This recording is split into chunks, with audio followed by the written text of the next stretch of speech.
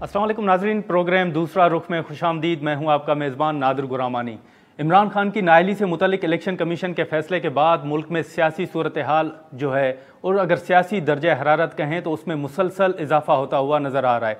एक तरफ election commission में के फैसले के खिलाफ तहरीक इंसाफ ने इस्लामाबाद हाई कोर्ट से रुजू भी कर लिया है, तो दूसरी तरफ चेयरमैन जो तहरीक इंसाफ हैं इमरान खान साहब, उन्होंने लॉन्ग मार्च की तारीख का भी ये कहा है कि जुमेरात को लॉन्ग मार्च की तारीख का ऐलान किया जाएगा। तो ये तमाम जो सूरत हाल है ये किस तरफ जा रही है और इस तमाम सूरत हाल के नताइज क्या होंगे, जो ख़ास तौर पर इलेक्शन कमीशन का फैसला है और हाई कोर्ट में जो एक दरख्वास्त दायर की गई है तहरीक इंसाफ की जानिब से, इस तमाम सूरत हाल पर हम बात करेंगे। स्टूडियो में हमें ज्वाइन किया है तहरीक इंसाफ के सीनियर रहनुमा और कानूनदान बैरिस्टर गौहर खान साहब, और इसके साथ साथ पीपल्स पार्टी के सेक्रेटरी जनरल नैयर बुखारी साहब भी हमारे साथ मौजूद होंगे।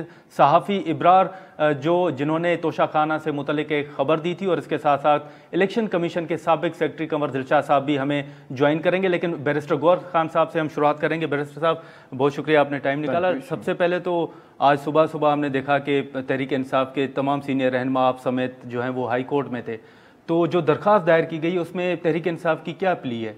हमने जो इलेक्शन कमीशन के कल डिस्क्वालिफिकेशन का फैसला आया हुआ है उसको हमने इस्लामाबाद हाई कोर्ट में चैलेंज किया है, क्योंकि इस डिसीजन के ख़िलाफ़ सुप्रीम कोर्ट में अपील नहीं लाई करती, तो हमने इस्लामाबाद हाई कोर्ट में किया। हमारी मारूज़ात यह है कि पहले ज़रा थोड़े से समझने की कोशिश करें। गवर्नमेंट का केस क्या था। हुकूमत ने जो स्पीकर ने रेफरेंस भेजा था, रेफरेंस में उसने ये कहा था कि ये कहा जाता है कि 2018-19 में तोशा खाने से जो तकायब लिए गए वो अपने एसेट सब स्टेटमेंट एंड लाइबिलिटी में डिक्लेयर नहीं किया गया 2018-19 में, और उसके बारे में कहा कि जी इसी वजह से चूँकि डिक्लेयर नहीं किया लिहाजा ये फॉल्स स्टेटमेंट है, वो आर्टिकल 62(1)(f) में नाअहल किया जाए और इसको डिस्क्वालीफाई किया जाए। इसके तहत इलेक्शन कमीशन ने आर्टिकल 62(1)(f) को तो टच ही नहीं किया, और बजा टच नहीं किया क्योंकि हमारा कहना यही था कि इस पे तो आप डिसीजन दे ही नहीं सकते, इस पे डिसीजन देना सिर्फ कोर्ट का काम है। हमारा कहना बिफोर द इलेक्शन कमीशन ये था कि 63(1) का केस नहीं बनता, वो उन सूरत हाल में बनता है जबकि एक मेंबर साहब पहले से डिस्क्वालीफाई हो चुका हो तो फिर आपके पास आएगा, अदरवाइज नहीं। बट इस सब चीज़ों के बावजूद कि जी आपके पास इख्तियार नहीं, हमने सब कुछ डिस्क्लोज किया था इलेक्शन कमीशन के सामने। अब मैं आपको बताऊं कि हमें सबसे ज़्यादा क्या फील हो रहा है। एक तो ये कि अभी तक 24 घंटों से ज़्यादा वक्त हो गया है लेकिन सर्टिफाइड कापी नहीं मिली।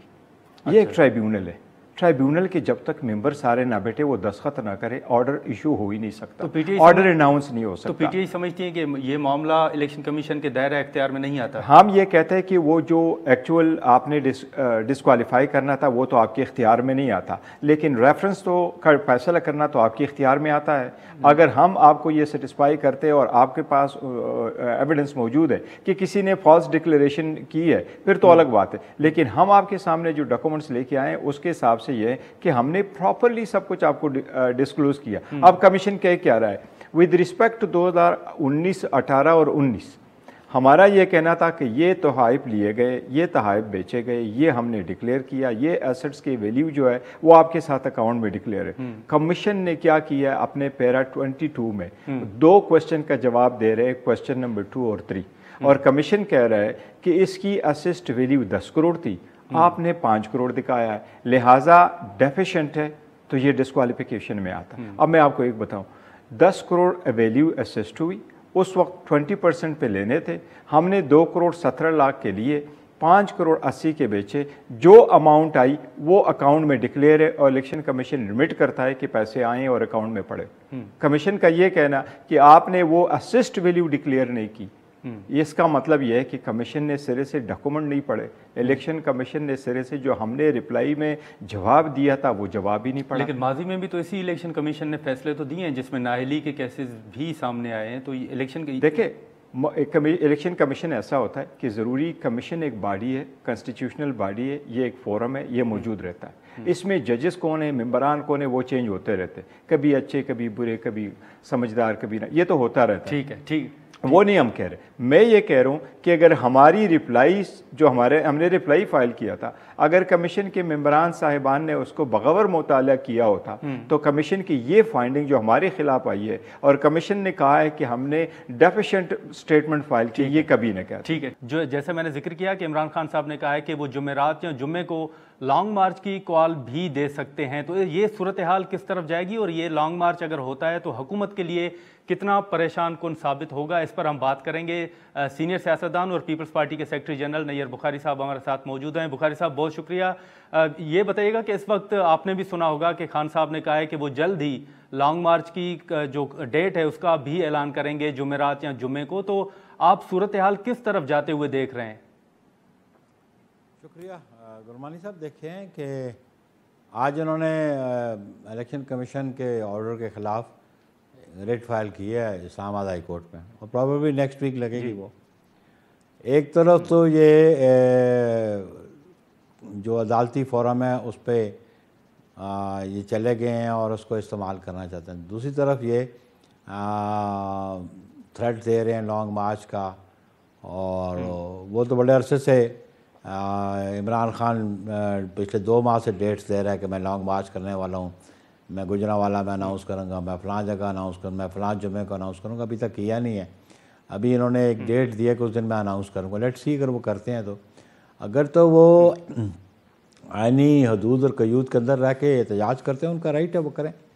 लेकिन जहाँ उन्होंने कानून की खिलाफ वर्जी की, कानून को तोड़ा, तो फिर वो रियासत का इख्तियार है और रियासत के अदारों का इख्तियार है कि उनको रोके, उनका सदेबाप करे।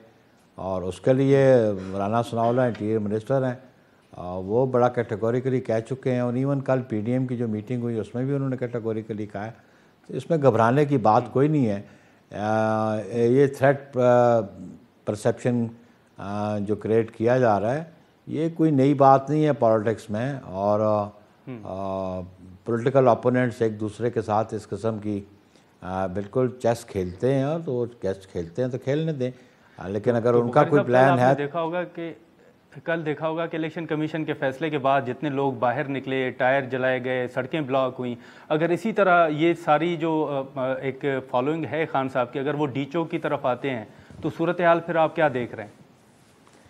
अगर डी चौक की तरफ आएंगे, देखें ना जी, इसके लिए एक सुप्रीम कोर्ट की जजमेंट वर्डिक्ट ऑलरेडी मौजूद है 25 मई के हवाले से, और जिस पे उनको इस्लामाबाद आने की इजाज़त और फिर कहाँ जलसा करने की इजाज़त, वो सारी चीज़ें उस डिसीजन में मौजूद हैं। अगर उस पर वो अमल दरामद करते हैं तो इंतज़ामिया को तो कोई प्रॉब्लम नहीं होगी और ना ही प्रॉब्लम होनी चाहिए। अगर उसको वायलेट करेंगे उस किस्म की डायरेक्शंस को, तो ऑब्वियसली इंतज़ामिया का काम है कि कोर्ट के ऑर्डर्स को इम्प्लीमेंट करवाए, कोर्ट के ऑर्डर्स को देखे कि वायलेट ना हो, आइन और कानून वायलेट ना हो। तो वो इंतज़ामिया इसीलिए पुलिस और बाकी जो फोर्सेस हैं वो तनख्वाह ऐसी बात की लेते हैं कि लॉ एंड ऑर्डर को मेंटेन किया जाए। वो खाली अयाशी के लिए तनख्वाह तो नहीं है, ये उनकी ड्यूटी में शामिल है। बुखारी साहब, सॉरी आपकी बात काट रहा हूँ, लेकिन आप समझते हैं कि जो इलेक्शन कमीशन का फैसला है वो पीडीएम कह दें या मौजूदा हुकूमत कह दें, उनकी कामयाबी है, आप ये समझते हैं? कामयाबी आइन और कानून की है, ये उनकी कामयाबी नहीं है। कामयाबी ये है कि जो इंसाफ के तकाज़े थे, जो आइन की मंशा और कानून की मंशा है, उसके मुताबिक फ़ैसला हुआ है। कोई अग्रीव, देखें जी, अगर कोई बंदा फैसले से अग्रीव ना हो तो सिविल जज से लेके सुप्रीम कोर्ट तक अपीलें ना चलें। सिविल जज के फैसले के ख़िलाफ़ डिस्ट्रिक्ट जज के पास जाते हैं, हाई कोर्ट जाते हैं, सुप्रीम कोर्ट जाते हैं। कोई ना कोई अग्रीव तो होता है ना उस फैसले से, और जो वो अग्रीड हो जाए वो अगले फोरम पे अपील करता है। एक नुक्ता ये भी है कि जिस शिक के तहत खान साहब को नाअहल करार दिया गया है, अगर माजी में हम देखें तो पीपल्स पार्टी तो इस कानून के खिलाफ थी और ये तजवीज़ दी गई थी कि आर्टिकल 62 और 63 जो है उसको निकाल दिया जाए। आर्टिकल 62, 63 को निकालने की बात नहीं है। आर्टिकल 62 और 63 ये ओरिजिनल आइन का हिस्सा है, लेकिन कुछ प्रोविजंस ऐसी डाली गई थी जिनको रिमूवल हम चाहते थे, जिसमें उन्होंने सादिक और अमीन वाली जनरल मोहम्मद ज़िया उल हक ने डाली थी 8वीं तरमीम के ज़रिए, उसके हम खिलाफ थे और आज भी हम खिलाफ सकते हैं कि सादिक और अमीन इस कायनात में एक ही शख्सियत का लक़ब हो सकता है, या उस मयार पे एक ही शख्सियत वो हजूर नबी अकरम सल्लल्लाहु अलैहि वसल्लम का है, वो उस पर पूरे उतर सकते हैं। बाकी उनके साथ किसी का कंपैरिजन करना तो ये तो अक्ल और दानिश का तकाजा तो ये नहीं है। तो अगर बुखारी साहब हम देखेंगे तोशा खाना का केस अगर इलेक्शन कमीशन चला गया और फैसला भी आ गया, तो आप नहीं समझते कि इस केस के बाद एक नया पिंडोरा बॉक्स भी खुलेगा? कल तहरीक इंसाफ भी आपके खिलाफ जो है वो रेफरेंस कह दें या दरख्वास्तें कह दें वो दायर कर सकती है? वो जी दरख्वास्तें दायर करना हर बंदे का इख्तियार है, इल्ज़ाम भी लगाना हर आदमी इल्ज़ाम लगा लेता है, लेकिन बुनियादी बात यह है कि ये जो उनको सज़ा मिली है, जो डिसक्वालीफाई हुए हैं, वो एक ऐसे मटेरियल पे जो डॉक्यूमेंट्री एविडेंस है उसकी बुनियाद पे, डॉक्यूमेंट्स झूठ नहीं बोला करते, और वो डॉक्यूमेंट जो हर साल इमरान खान साहब साइन करके 30 सितंबर से पहले इलेक्शन कमीशन को सबमिट करते थे, जिसको डिक्लेरेशन ऑफ एसेट्स है वो, और फिर उनका अपना एडमिशन कि मैंने तोशा खाने से चीज़ें ख़रीदी ऑन रिबेट पेमेंट और डिस्काउंट पेमेंट और बेच दी, तो मेरा तो वो भी एडमिशन है, और वो जो डिक्लेरेशन है वो भी ऑन ओथ डिक्लेरेशन होता है, तो इसलिए वो तो डॉक्यूमेंट्री एविडेंस है। उस एविडेंस को इलेक्शन कमीशन ने एग्जामिन करके फैसला दे दिया, अगर ये एग्रीड है तो ये रेट में चले गए, तो वो लेकिन बुखारी साहब आप देखें कि बुखारी साहब पार्लियामान के अंदर यूसुफ रज़ा गिलानी साहब के खिलाफ और साबिक सदर आसिफ अली जरदारी के खिलाफ भी तहरीक इंसाफ ने रेफरेंस जमा कराया, और यही वहाँ पर भी मौक़िफ़ अख्तियार किया गया है कि 4 गाड़ियाँ जरदारी साहब ने ली थी और 1 गाड़ी जो है वो नवाज़ शरीफ साहब को दी गई, और यूसुफ रज़ा गिलानी से मुतल्लिक भी यही बात की गई है जो चेयरमैन सेनेट के पास रेफरेंस जमा हुआ है। देखिए, गाड़ियाँ लेना, तोशा खाने से चीज़ें लेना, तो उसके बुनियाद पे तो इसको डिसक्वालीफाई नहीं किया। डिसक्वालीफाई इस बुनियाद पे किया गया है इमरान खान को कि आपने जो चीज़ें ली उनको आपने ये एसेट्स बने आपके, उसमें आपने डिक्लेयर नहीं की, या उनको बेच के जो आपके एसेट्स बने वो आपने डिक्लेयर नहीं किए। निकाला तो इस बुनियाद पे किया, इस बुनियाद पे तो निकाला नहीं किया कि आपने क्यों तोशा खाने से चीज़ें नहीं है। अगर आसिफ अली जरदारी के खिलाफ इन्होंने फाइल किया तो लेट इट बी एग्जामिन, वो इलेक्शन कमीशन एग्जामिन कर लेगा, लेकिन अगर उन्होंने वो तोशा खाने से चीज़ें ली हैं और फिर वो डिक्लेयर की हुई हैं अपने एसेट्स में as a member of parliament, क्योंकि as a member of parliament आपको देनी पड़ती है डिक्लेरेशन। आसिफ अली जरदारी साहब जो हैं वो 2018 के इंतखाब में मेंबर ऑफ पार्लियामेंट बने हैं, उससे पहले 2013 में वो रिटायर हो गए थे। 2013 से लेके 18 तक उन पर कोई पाबंदी नहीं थी या कानून की रिक्वायरमेंट नहीं थी कि वो एसेट्स अपने डिक्लेयर करें इलेक्शन कमीशन में। बाकी उनके डिक्लेरेशन इनकम टैक्स रिटर्न्स हैं, FBR का वो रिटर्न करने थे, लेकिन इमरान खान को नायल इसलिए किया गया कि बतौर मेंबर ऑफ पार्लियामेंट जो जिम्मेदारी थी उसकी अंडर दी इलेक्शन एक्ट 2017 के उन्होंने डिक्लेरेशन फाइल करना है, उसमें मिस स्टेटमेंट है, उसमें कंसीलमेंट है, इस बुनियाद पर उनको डिक्लेयर किया गया डिस्क्वालिफिकेशन। ठीक है बुखारी साहब, बहुत शुक्रिया आपका। जी नाज़रीन, यार बुखारी साहब की गुफ्तगू आपने सुनी। इस वक्त स्टूडियो में बैरिस्टर गौहर खान साहब, राना इब्रार साहब जो सहाफ़ी हैं जिन्होंने तोशा खाना से मुतल्लिक RTI भी फाइल किया था, और इसके साथ साथ इलेक्शन कमीशन के साबिक सेक्रेटरी कंवर दिलशाद साहब भी हमारे साथ मौजूद हैं। सबसे पहले बैरिस्टर गौहर साहब के सामने एक सवाल रखेंगे, उसके बाद जो बाकी जो हमारे मेहमान हैं उनसे भी हम बात करेंगे इसी मामले पर।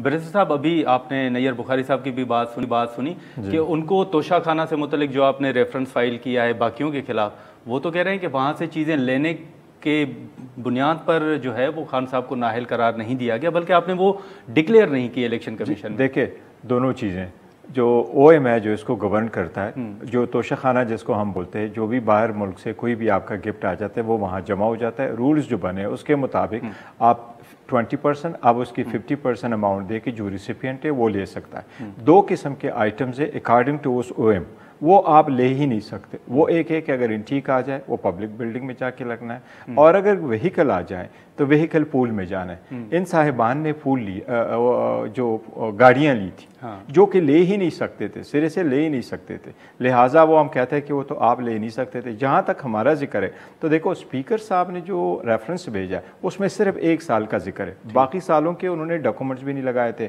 वो है कि 2018 से 19 के दरमियान जो आपने 4 तकायब लिए उसको डिस्क्लोज नहीं किया, हमने डॉक्यूमेंट सारे दिए। अब इलेक्शन कमीशन का सारा ऑर्डर पढ़ ले, पैरा 22 में कैटेगोरिकली लिखा है कि नहीं आपने डिस्क्लोज किया है, बट कमीशन को क्या गलती लगी, कमीशन कहता है कि डिक्लेयर नहीं करे, कहते असिस्ट वैल्यू डिक्लेयर नहीं है। किस तरह कह रहे हैं, कहते जी 10 करोड़ रुपए की असिस्ट वैल्यू है, आपने 5 करोड़ से कम डिक्लेयर की है जो कि इसकी असिस्ट वैल्यू है, वैल्यू से कम है, तो डेफिशिएंट वैल्यू है। ये नहीं था केस, ये तो केस ही नहीं था सिरे से इलेक्शन कमीशन के बाद। अब देखें 2019 और 20 के दरमियान जो गिफ्ट्स है उसके बारे में कमीशन क्या कह रहा है, कमीशन ये कह रहा है 17 लाख रुपए के गिफ्ट्स थे। हमारा कहना ये था कि 17 लाख रुपए के ये गिफ्ट्स थे, इसकी ये जो वैल्यू है सारे टैक्स रिटर्न में हमने दिखा लिए।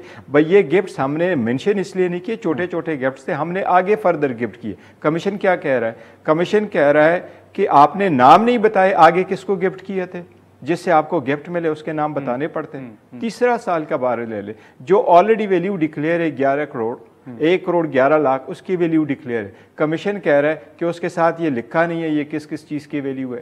ठीक है कमर दिलशाह साहब, आप बताइएगा कि इस वक्त जो फैसला है उसमें मुख्तलिफ बातें सामने आ रही हैं। आपने भी सुना होगा कि ये इलेक्शन कमीशन का दायरा इख्तियार नहीं है, ये कमज़ोर केस है, तो बतौर साबिक सेक्रेटरी इलेक्शन कमीशन आप इस फैसले को कैसे देखते हैं? मुझे सबसे पहले तो मैं थोड़ी सी अर्ज करूं कि जब कौमी असम्बली के स्पीकर साहब ने अपना विजडम जो है वो इस्तेमाल में नहीं किया, अपनी अक्ल और दानिश का इस्तेमाल नहीं किया। सबसे पहली बात ये लिखा है, जब इस तरह के जब स्पीकर के पास रेफरेंस जाता है किसी पार्लियामेंट कौमी असम्बली के मेंबर के खिलाफ, तो पहले उसको नोटिस जारी करके बुलाया जाता है कि आपके खिलाफ ये रेफरेंस आया है, आप इसके बारे में क्या कहना चाहते हैं। तब उनका पॉइंट ऑफ व्यू सुनने के बाद फिर वो रेफरेंस या खुद चैम्बर में मुस्तरद कर दे, या वो अगर मुतमईन नहीं हुए हैं तो फिर वो इलेक्शन कमीशन पाकिस्तान को भिजवा दें। यहाँ से राजा परवेज आशू साहब स्पीकर कौमी असम्बली है, उनकी या तो लीगल टीम ने उनको सही मशवरा नहीं दिया, तो उनको अगर सही मशवरा देते पहले मरहले पर इमरान खान को बुलाते नोटिस के जरिए कि वो मेंबर कौमी असम्बली है, अभी तो इस्तीफा कबूल नहीं हुआ उनका। अगर वो ना आते, इमरान खान साहब तशरीफ ना लाते, कभी मैं तो इस्तीफा दिया मैं तो नहीं आता, तो फिर वो एक नोट लिखते जी मैंने उनको तलब किया था वो नहीं आए, अब मैं इसको रेफरेंस इलेक्शन कमीशन पाकिस्तान को भिजवा रहा हूँ। तो ये एक बेहतरीन तरीका होता है पार्लियामेंट के किसी रेफरेंस को भिजवाने का। अभी तक इस्तीफे तो कबूल नहीं कर रहे, वहाँ रूल एक्ट लेके बैठे हुए हैं कि जी मेरा ये कानून है, मेरा ये रूल है। अब यह सारा मलबा पड़ गया इलेक्शन कमीशन पाकिस्तान पर। जब इलेक्शन कमीशन पाकिस्तान ने अपने आइन के आर्टिकल 220 के तहत तमाम इदारों से मामलत हासिल की, secretary cabinet division, accountant general, auditor general, state bank of Pakistan, FBI, उन सबसे रिकॉर्ड तलब किया, और तलब करने के बाद उन्होंने अपना एक कम्प्रीहेंसिव डिसीजन जारी कर दिया, जिसमें उन्होंने कहा कि चूंकि ये करप्ट प्रैक्टिस के जुमरे में आते हैं, करप्ट प्रैक्टिस का इन पर आयद हो गई है, ये करप्ट प्रैक्टिस के तहत सेक्शन 174 के तहत मुजरम करार दिए गए हैं, तो उनके मुताबिक उन्होंने कहा कि 137, 167, 173, 174 वो मिला के पढ़े, आर्टिकल जो है हमारा है आर्टिकल 63(1)P के साथ, तो ये साबित हो गया कि ये इन्होंने बदयानती की है, उन्होंने हक़ाइक़ छुपाए हैं और ये करप्ट प्रैक्टिस के जुमरे में आ गए हैं, तो हम इनको डिस्क्वालीफाई करते हैं। और वो डिस्क्वालीफाई में लिखा हुआ है करंट अपनी नेशनल असम्बली, तो करंट नेशनल असम्बली का तो है पीरियड जो है कानूनी तौर पर खत्म होता है 17 अगस्त 2023 तक। तो इमरान खान 2023 तक नाअहल करार दिए गए हैं, सर से उनके 22 इलेक्शन आते हैं तो हिस्सा नहीं ले सकते। तो ये एक सिंपल सा केस है, इसके फैसले के खिलाफ आप हाई कोर्ट में जा सकते हैं और इसके बाद सुप्रीम कोर्ट जा सकते हैं। तो इसमें हंगामा राई करना, तनकीद करना, गाली गलौज करना, कल मुझे बड़ा हैरान भी हुई जनाब कि जब हमारे इलेक्शन कमीशन दफ्तर की गेट के सामने एक शख्स ने इतनी गालियां निकाली हैं चीफ इलेक्शन कमीशन को, उसको अफसोस की बात है, इतना पढ़ा लिखा आदमी है वो, हाईली क्वालिफाइड आदमी है, तो इस तरह गालियां देने से क्या फायदा, हाई कोर्ट जाएं। अब मैं ये समझता हूँ बिल्कुल ये दुरुस्त, आपके मुताबिक ये दुरुस्त अमल नहीं है। बिल्कुल कंवर दिलशाद साहब, यहाँ पर हम राना साहब के सामने भी एक सवाल करेंगे जिन्होंने आरटीआई फाइल किया था। तो राना साहब आप बताइएगा कि आपने आरटीआई फाइल किया, उसके बाद ये मामला चलता रहा, ये आप खान साहब की तरफ ये इन्फॉर्मेशन आपको मिली कहाँ से कि ये आरटीआई फाइल किया जाए और ये तमाम इन्फॉर्मेशन जो वो ली जाए? मैंने 23 नवंबर 2020 को आरटीआई रिक्वेस्ट भेजी थी सेक्रेटरी कैबिनेट अभियान के नाम पब्लिक इंफॉर्मेशन ऑफिसर को, जिसमें मैंने 5 स्पेसिफिक क्वेश्चन पूछे थे। अभी रजिस्ट्रार साहब ये बात कर रहे थे, मैं उस पर आता हूँ कि मैं आपके सवाल का जवाब, उसमें 5 स्पेसिफिक क्वेश्चन भेजे थे जिसमें मैंने डिटेल मांगी थी Imran Khan prime minister of Pakistan के जिस दिन ओथ लिया था 18 अगस्त 2018 से लेकर 22 नवंबर 2020 तक की। तो उसमें मेरा सवाल था कि वज़ीर आज़म इमरान खान जो गैर मुल्की दौरे किए हैं, इनको कितने गिफ्ट मिले हैं, उनमें से कितने इन्होंने रिटेन किए हैं और कितने तोशाखाना में जमा कराए हैं, उनकी डिटेल स्पेसिफिकेशन क्या है और कितनी पेमेंट की है उन्होंने रूल्स के मुताबिक, जिसको ओएम की बात कर रहे थे।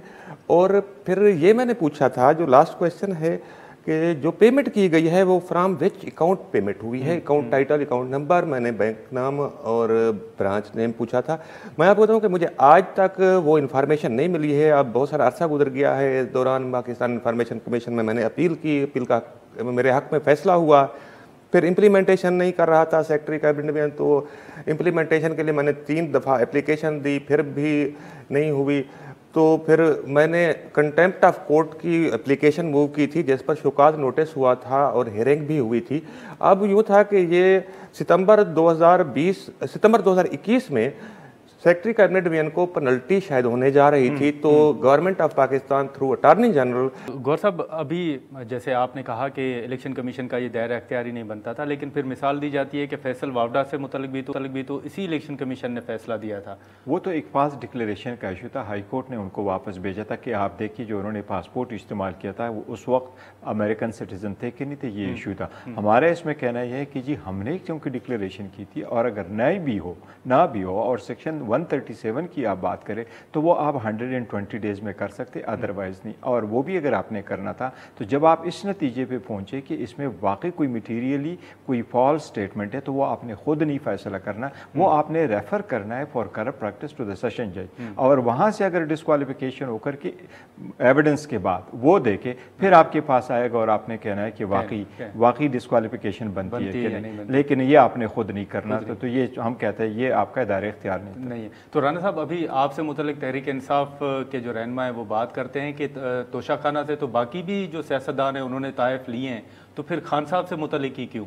ये तहरीक इंसाफ वाले बहुत ही गरीब लोग हैं, पुअर माइंड है इनका, कि इन्होंने खुद वो सारा कुछ किया हुआ है पिछले हुक्मरानों ने। जब मैं नवंबर 2020 में आरटीआई भेज रहा था तो मैंने गूगल सर्च किया तो डेली डॉन की स्टोरी सबसे पहले मेरे सामने आई कि नैब कोर्ट 2 रावलपिंडी में साबिक president Asif Ali Zardari, prime minister Yusuf Raza Gilani और नवाज शरीफ के खिलाफ एक रेफरेंस पेंडिंग है जो उन्होंने गिफ्ट लिए थे और जो पेमेंट की थी। जब एक चीज़ ओपन फैक्ट है, आप जर्नलिस्ट हैं, सीनियर जर्नलिस्ट हैं, आप जानते हैं कि एक चीज़ ओपन फैक्ट है, वो पब्लिश हो चुकी है, तो उसमें मैंने कौन से तीर मारना है?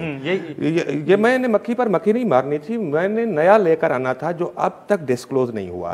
बिल्कुल। तो यही कंवर दिलशाद साहब के सामने सवाल रखेंगे कि कंवर दिलशाद साहब, इस वक्त एक फैसला तो सामने आ गया, लेकिन जैसे आपने भी सुना होगा कि पीटीआई के जो दोस्त हैं वो बात करते हैं बाकी सियासतदानों से मुतल्लिक, तो आप नहीं समझते कि इस फैसले के बाद एक नया पिंडोरा बॉक्स जो है वो खुलेगा? इसमें सबसे बड़ी अहम बात है फैसला, मैं ये कह रहा हूँ कि बहुत अच्छी खुशाइंद है कि हमारी सियासी जमातें क्रिटिसाइज भी कर रही है, हमारे मुमताज जो है आईनी माहरीन भी पे बात कर रहे हैं। इसका फैसला सुप्रीम कोर्ट ऑफ पाकिस्तान को करना चाहिए। अब ये इलेक्शन कमीशन पाकिस्तान को चाहिए कि रेफरेंस भिजवाएं सुप्रीम कोर्ट ऑफ पाकिस्तान में, मुझसे कह दिए हमारे ये आर्टिकल है, इसके तहत हम एक्शन लेते हैं, तो हमारे खिलाफ ये बातें होती है, आप वोट नहीं है, आपके इख्तियारात नहीं है, तो आप हमारे इख्तियारात का तयन कर दें। तो अभी तो ऑनरेबल चीफ जस्टिस जो हैं सुप्रीम कोर्ट के, उन्होंने कहा है, अपने रिमार्क्स दिए हैं कि हम फैसला वार्डा के मामले में पाकिस्तान इलेक्शन कमीशन बिल्कुल सही फैसला तो जो किया है, जो ताहियात सजा दी है, ताहियात उनको नहल कर दिया, हम इस पर तमाम पहलुओं पर गौर कर रहे हैं। हम देखते हैं कि इलेक्शन कमीशन पाकिस्तान के इख्तियारात कहाँ से शुरू होते हैं, कहाँ ख़त्म होते हैं। ये बड़ा अच्छा उनके रिमार्क्स आ गए। लेकिन कमर दिलशाद साहब, एक बात अगर आपके सामने रखता जाऊं कि यूसुफ रज़ा गिलानी और साबिक सदर आसिफ अली जरदारी के खिलाफ तहरीक इंसाफ के जो रहनुमा है उन्होंने रेफरेंस भी दायर कर रखा है पार्लियामान में, स्पीकर और चेयरमैन सेनेट के पास। तो आप समझते हैं कि उनका ये केस मजबूत होगा? और उन्होंने भी यही तोशा खाना से मुतल्लिक की बात की है कि गाड़ियाँ ली गई हैं और बाकी चीज़ें। देखिए जी, वो केस FI में गया हुआ है। अगर वो इलेक्शन कमीशन पाकिस्तान में भिजवा देते हैं थ्रू स्पीकर कौमी असम्बली के जरिए, तो फिर इलेक्शन में पाकिस्तान के सारे मरहले वही तय करते हैं जो आप इमरान खान के बारे में किया। लेकिन एक सबसे बड़ी अहम बात यह है कि हमारा इलेक्शन कमीशन पे कभी किसी ने गौर खोज नहीं किया। इंडिया में ये मामला है कि जब इलेक्शन कमीशन कोई फैसला करता है, इंतजामी इख्तियारात इस्तेमाल करता है, वो उसको एडमिनिस्ट्रेटिव इख्तियार करता है, तो उसके मामले में कोई इंडिया की अदालत मुदाखलत नहीं करती। ये फैसला हो चुका है कि जब वो फैसला कर लें तो उसके खिलाफ अपील करें। लेकिन जब वो कार्रवाई कर रहा हो तो किसी अदालत की जरूरत नहीं कि वो इलेक्शन कमीशन इंडिया के मामलात में मुदाखलत करें। जब फैसला करें तो सुप्रीम कोर्ट जाए, अक़वाम मुत्तहिदा चले जाए, लेकिन फिलहाल उनके मामला में बिल्कुल बैरिस्टर साहब, यहाँ पर मुख्तसर सिर्फ बता दीजिएगा कि अब ये रेफरेंस तो दायर हो गए, अब आगे क्या हिकमत अमली होगी आपकी? आप भी इस मामले को उठाएंगे जो यूसुफ रज़ा गिलानी, आसिफ जरदारी? देखिए, वो एक्चुअली ये है कि जो रेफरेंस बेचता है वो सवाबदीद स्पीकर की और चेयरमैन की। मेरा ये ख्याल है कि अगर आपने इन्हें मैंने इसकी सारा एक्सेप्ट करके भेजा है और आपने ये कहा है कि इमरान के खिलाफ ये क्वेश्चन बनता था कि क्या उसने प्रॉपर और according to the law declaration की है कि नहीं, तो वो लोग जो इनके पास है, क्योंकि टाइम फ्रेम तो आपने देखा नहीं है कि 120 दिन ज़रूरी है, तो इसके मुताबिक ये रेफरेंस भी ज़रूर जाने चाहिए। ठीक है गौर साहब। जी नाज़रीन, कमर दिलशाद साहब, बैरिस्टर गौर खान, इब्रार साहब की गुफ्तगू आपने सुनी। यहाँ पर प्रोग्राम का वक्त ख़त्म होता है, हमें इजाज़त, अल्लाह हाफ़िज़।